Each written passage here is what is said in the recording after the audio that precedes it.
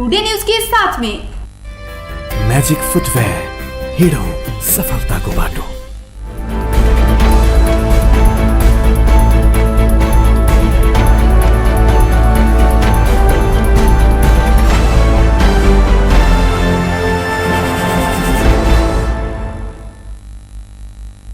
अपने देख रहा छी टीवी टुडे समाचार में अपने के स्वागत है। प्रणाम, हम ज्योति।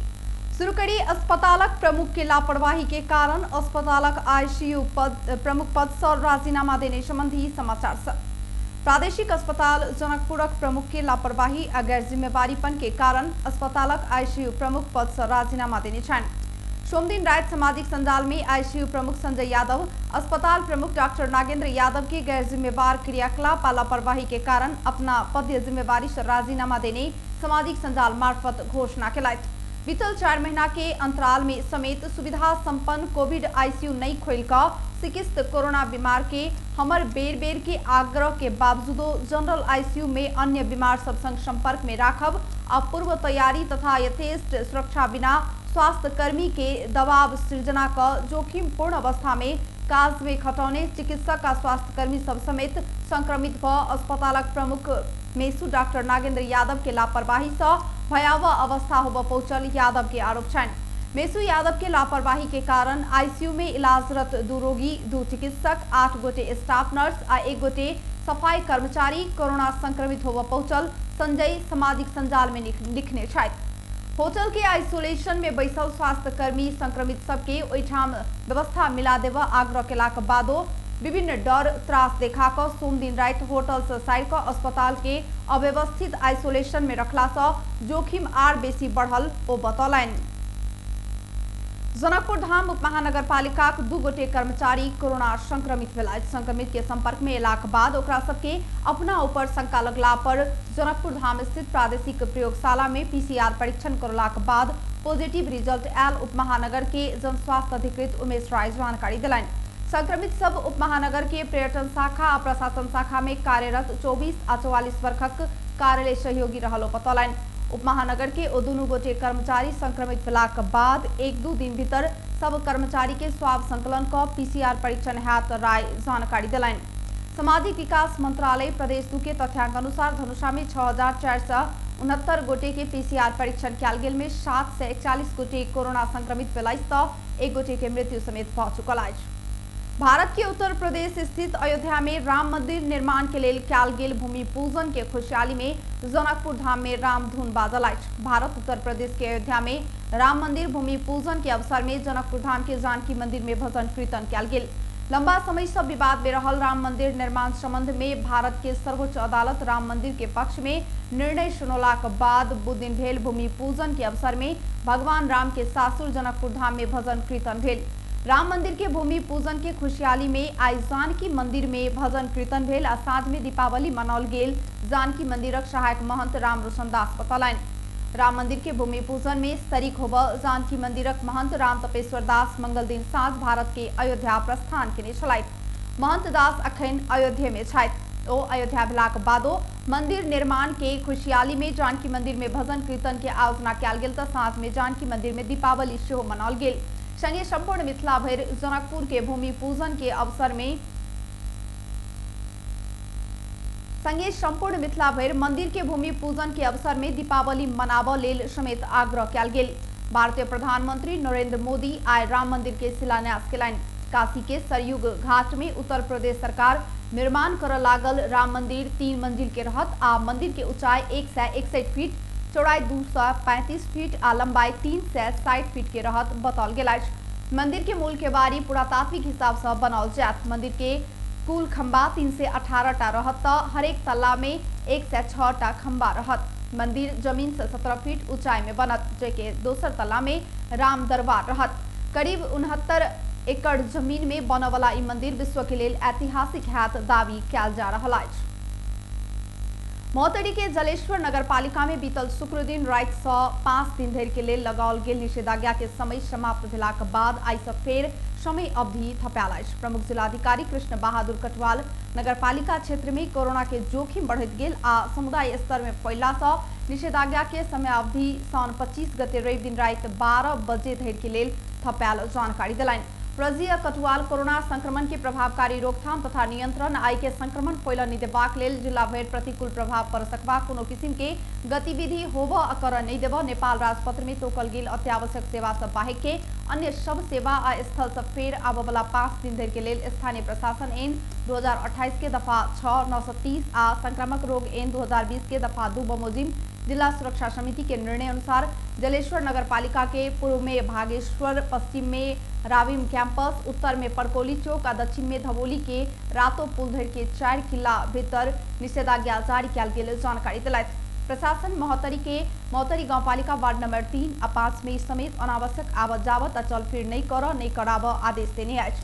प्रशासन दवाई दुकान, खाद्यान्न, फलफूल तथा तरकारी, अस्पताल तथा स्वास्थ्य केंद्र संचालन संबंधी सेवा, माल सामान असार पसार करने वाला तथा निर्माण कार्य में प्रयोग होने वाला ढुवानी के यातायात, सरकारी छापाखाना, संचार सेवा, बैंकिंग सेवा, आंतरिक सुरक्षा कार्य, खाने पानी संचालन तथा वितरण, पेट्रोलियम पदार्थ के ढुवानी, भंडारण आ वितरण, फोहर मैला संकलन तथा ढुवानी, विद्युतीय सेवा, कृषिजन्य कार्य तथा कृषि तथा पशुपक्षीय उत्पादन, ढुवानी में प्रयोग होने वाला साधन, वर्कशॉप के अत्यावश्यक सेवा उल्लेख के अछि। प्रशासन के आई आदेश के उल्लंघन केनिहार व्यक्ति के कानून बमोजिम कार्यवाही कयल जायत चेतावनी समेत देल गेल अछि। प्रदेश 2 के 12, पर्सा, सर्लाही आ सप्तरी जिला भरि निषेधाज्ञा लगाओल गेल अछि। टुडे समाचार में बेर भ चुकल अछि छोट छिन व्यापारिक विश्राम के। यस डायरीमा मेरा सबै मिठा यादहरू छन्।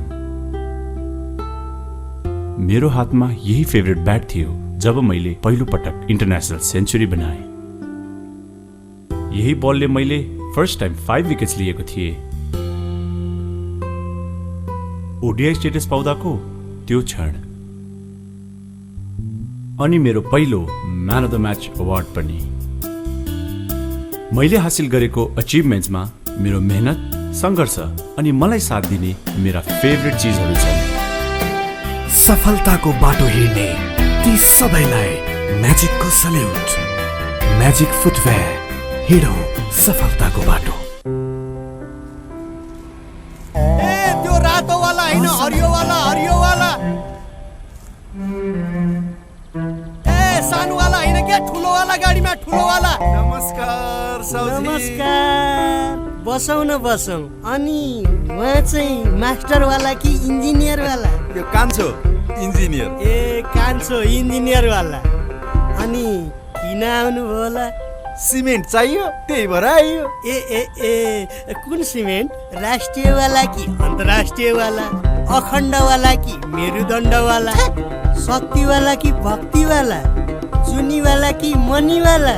ए साउजी, नेपाल गुणस्तर प्रथम अवार्डबाट पुरस्कृत असली ओपीसी सिमेन्ट। ए नो कम्प्रोमाइज वाला शिवम सिमेन्ट। ठीक रोज्नु भयो। नेपाल गुणस्तर प्रथम अवार्डबाट पुरस्कृत असली ओपीसी सिमेन्ट शिवम सिमेन्ट। क्वालिटीको मामलामा नो कम्प्रोमाइज। के पिउँ कि कुन चाहिँ वाला? जीवनको हरेक मोडमा छ सीरियस स्ट्राइकरले दिन्छ सुपर कम्फर्टको आवाज। सुपर भन्दा एक्स्ट्रा सुपर। टिभीएस स्ट्राइकरले दिन्छ 65 किलोमिटर भन्दा बढी सुपर माइलेज। हरेक दिन यात्रा गर्छु म भरोसा लिएर।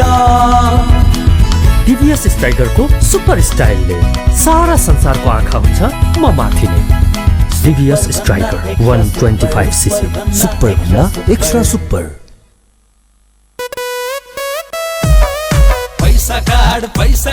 पैसा कार्ड आइएमई काउन्टर गेलै, पैसा कार्ड लेलकै, पैसा राइका ब्याज कमाई, पैसा कार्ड एने ओनी देखली, सब कुछ किन मिलल, सब दुकान में चलत अब पैसा कार्ड। नया चलन आइल, चुली तिरली चलल, अपन जनकपुर में चलते पैसा कार्ड। अपन जनकपुर कैशलेस जनकपुर। आइए नजीक के आईएमई काउंटर से पैसा कार्ड लिया आ कोनो दुकान में कार्ड लक पैसा तिरू आ ब्याज से हो कमाऊ छुली तिरली चलल।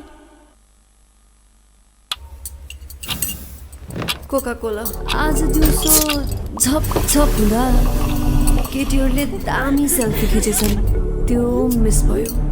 मन पर्ने सिनियर बोल्न आएको थियो, त्यो पनि मिस भयो।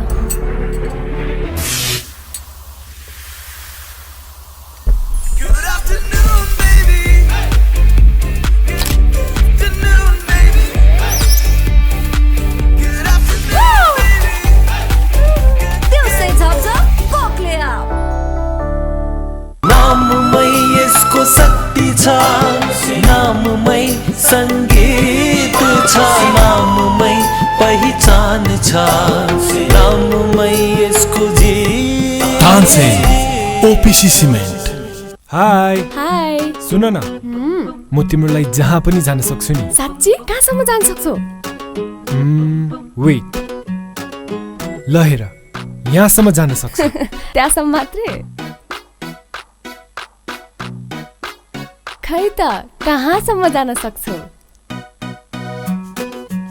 के भयो बाबा, तिम्रो लिमिटलेस माया वाइफाईले लिमिट गरिदियो? एनसेलको वायर फ्री प्लस वार्षिक भुक्तानी गरेमा कर बाहेक मात्र रु 690 मा 60 GB wire free data plus 10 GB SIM data plus 200 minute भोइस प्याक र अन्य डिजिटल सेवाहरूको गजबको कम्बो। थप जानकारीको लागि 9008 डायल गर्नुहोस्।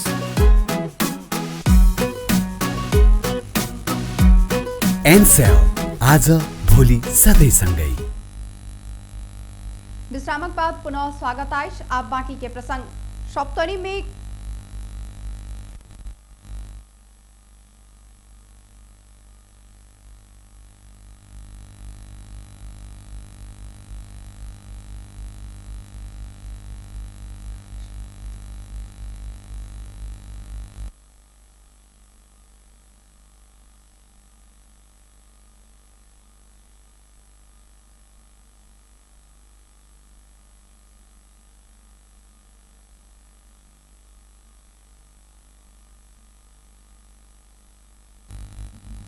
सप्तरी में कोरोना के लक्षण देखल गए 3 गोटे के मृत्यु भेल। वैदेशिक रोजगारी आइब होम क्वारेंटाइन में बैसल 1 गोटे आ सप्तरी के छिन्मस्ता ऑप्टिकल में इलाज कराइब रहल 2 गोटे के मृत्यु भेल।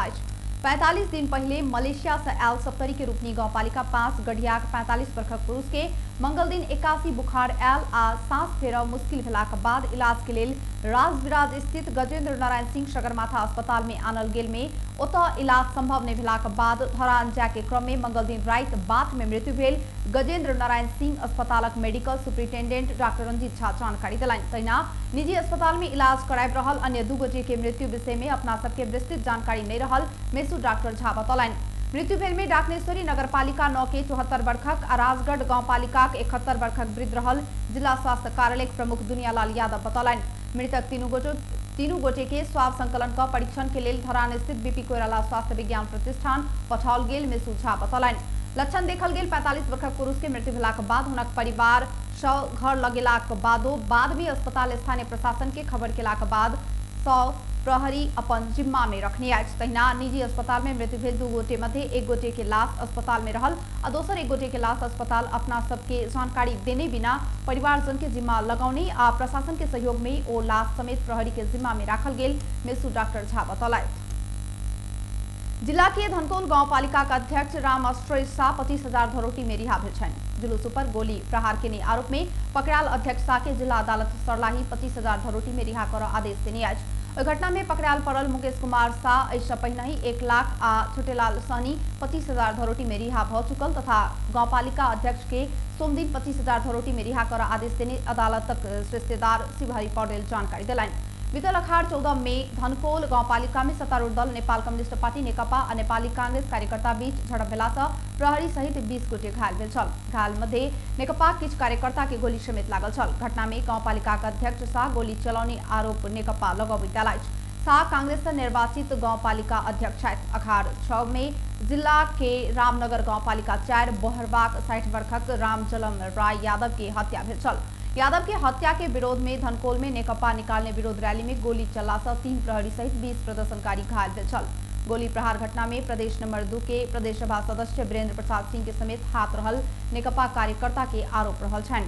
सांसद सिंह विरुद्ध के उजुरी प्रहरी दर्ता करने मान्ने नेकपा आरोप लगाउने आज।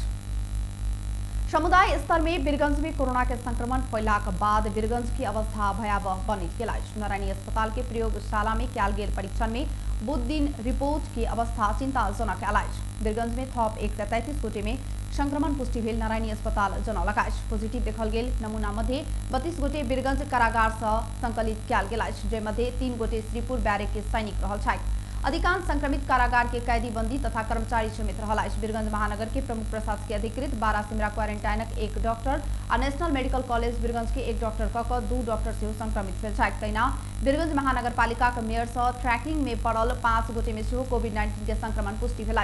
नारायणी अस्पताल के प्रयोगशाला पुष्टि के 116 संक्रमित मध्ये 12 सिमरा जितपुर के 17 गोटे कक पर्सा के मात्र 133 संक्रमित थपाल। पर्सा के संक्रमित मध्ये वीरगंज कारागार के 23 गोटे सहित आर्मी, सशस्त्र प्रहरी, वार्ड अध्यक्ष 2 गोटे, वीरगंज महानगरपालिका कर्मचारी, वार्ड प्रहरी, वीरता के प्रहरी रहल।